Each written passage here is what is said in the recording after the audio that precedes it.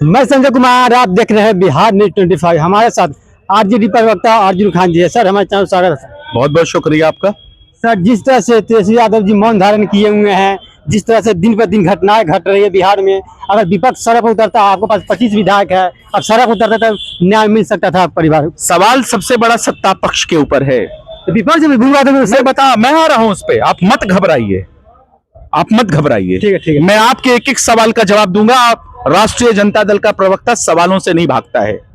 सबसे बड़ा जिम्मेदारी जो शासन और सत्ता को जो चला रहा है वो भारतीय जनता पार्टी, जनता दल यूनाइटेड है। वो हमारे सवालों का जवाब दे कि 10,000 जो राशियां महिलाओं के खाते में डाले गए, क्या उससे बचने के लिए उलूल जुलूल की बयानबाजी करता है, या ये बताएगा कि 1,90,000 बची हुई राशियां उनके खातों में कब डालेगा? या जो इलेक्शन के दौर में जो हम कहते थे कि जो हमारी बंद पड़ी चीनी मिली है उनको आज तक आपने नहीं खुलवाया। आपने आश्वासन दिया था कि बिहार प्रदेश के अंदर बंद पड़ी चीनी मिलों को खोलेंगे, नया चीनी मिल भी स्थापित करेंगे। उन सवालों से बचने के लिए इस तरीके के उलूल जलूल बयानबाजी करते हैं। आप ये बताइए, बंद पड़ी चीनी मिलें कब खुलेंगी और नए चीन मिल का कब निर्माण होगा? और आप ये भी बताइए, आपने इलेक्शन के दौरान कहा था कि बिहार प्रदेश में कल कारखाने लगेंगे, तो वो कल कारखाने 20 सालों से ये सिर्फ आपका बयान है। आप बताइए कब लगवाइएगा, या उससे बचने के लिए आप विपक्ष को हथियार बनाते हैं, मुद्दे को डाइवर्ट करना चाहते हैं। मुद्दे को डाइवर्ट नहीं होने देंगे, क्योंकि सवाल सत्ता से होता है और उन सत्ता के दलालों से मैं सवाल कर रहा हूं कि इस बच्ची के साथ, जो नीट के बच्ची जो तैयारी कर रही थी, उसके साथ लगातार ऐसी घटनाएं क्यों हो रही है? दूसरी बच्ची का भी डेथ हुआ है, मुजफ्फरपुर बालिका गृहकांड भी हुआ, नालंदा गृहकांड भी हुआ, गया का भी गृहकांड हुआ। इन सारे भ्रष्टाचारियों को, बलात्कारियों को भारतीय जनता पार्टी, जनता दल यूनाइटेड बचाना क्यों चाहती है? इन सवालों से बचने के लिए वो लीडर ऑफ अपोजिशन को खींचती है।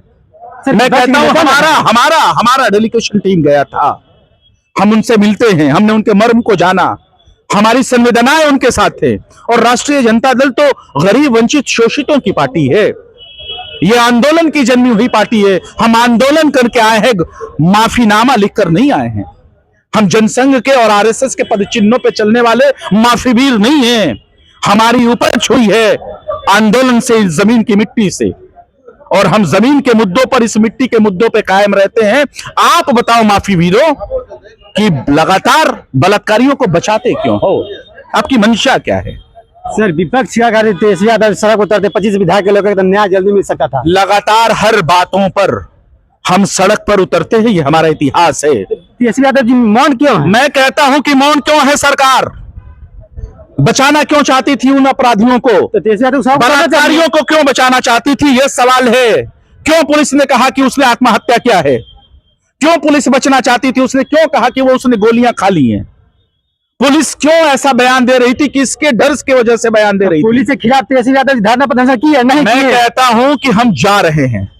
विपक्ष होता है, हमारा एक अलायंस आंदोलन किया। तो जवाब दे रहा हूं ना, सुनना नहीं चाहते क्या? प्लांटेड हो क्या है क्या? नहीं, सवाल करते प्लांटेड। सुन लीजिए, आप सुन लीजिए। अगर सवाल करते प्लांटेड, अरे मेरे साहब, सवाल करिए, ये आपकी अभिव्यक्ति की आजादी है, लेकिन मेरी भी तो जवाब सुनिए। मैं कहता हूं, शासन और सत्ता के लोग ऐसा बात करके डाइवर्ट क्यों करना चाहते हैं? कार्रवाई क्यों नहीं करना चाहते हैं? कार्रवाई से क्या डर लगता है कि भारतीय जनता पार्टी का कोई बलात्कारी निकल जाएगा क्या? क्योंकि लगातार बचाती है बलात्कारियों को। आपने प्रज्वल रवन्ना को देखा था, वो प्रज्वल रवन्ना जिसके पेन ड्राइव के अंदर 4,000 महिलाओं के साथ, बच्चियों के साथ यौन शोषण किया था, जो कि भारतीय जनता पार्टी की महिला विंग की कार्यकर्ता थी, और उनके साथ देश के आदरणीय प्रधानमंत्री मंच शेयर करते थे। और जब विपक्ष ने उसके ऊपर मोर्चा खोला तो उसको कनाडा भगा दिया गया। शर्म नहीं आती?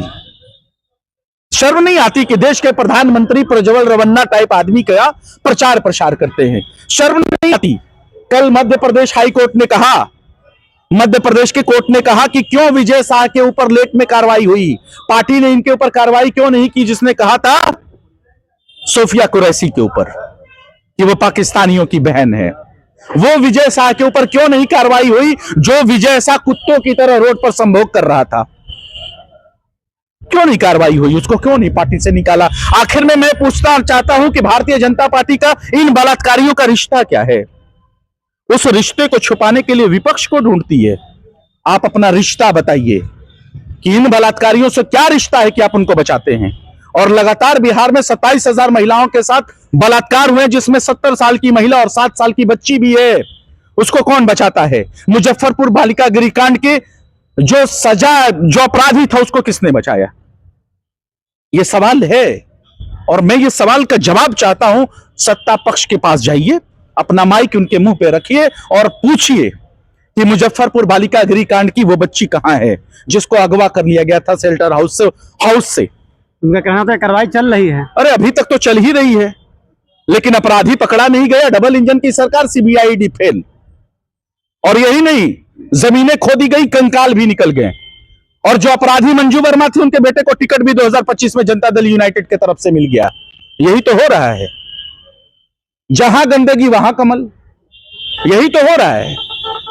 आरजेडी भी तो इसी करती है, फिर इधर से आते थे इधर करते थे, उधर से करते। मैं कहता हूं कि गरीब वंचित शोषितों की पार्टी मानी जाती है।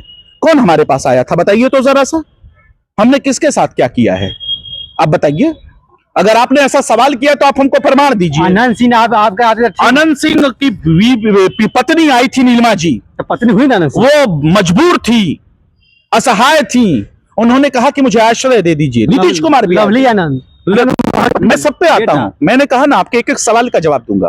मैं राष्ट्रीय जनता दल का प्रवक्ता हूं, मैं सवालों से नहीं भागता। आपकी अभिव्यक्ति की आजादी, सवाल पूछना, मेरा जवाब देना। जब नीलिमा देवी आई थी तो वो वंचित थी, गरीब थी, शोषित थी, उनको दबाया जा रहा था।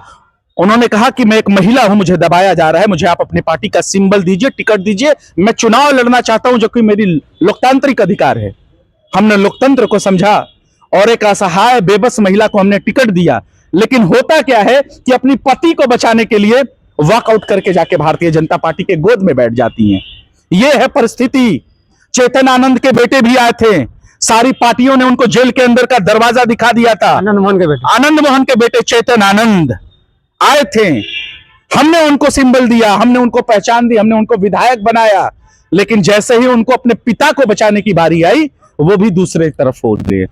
लेकिन आदरणीय leader of opposition Tejashwi Prasad Yadav ने कहा, यह परिस्थितियों का खेल है, आप कल भी परेशान रहिएगा, आइएगा तो राष्ट्रीय जनता दल आपके लिए बाहें फैलाएगी, क्योंकि गरीब वंचित शोषितों की पार्टी है राष्ट्रीय जनता दल।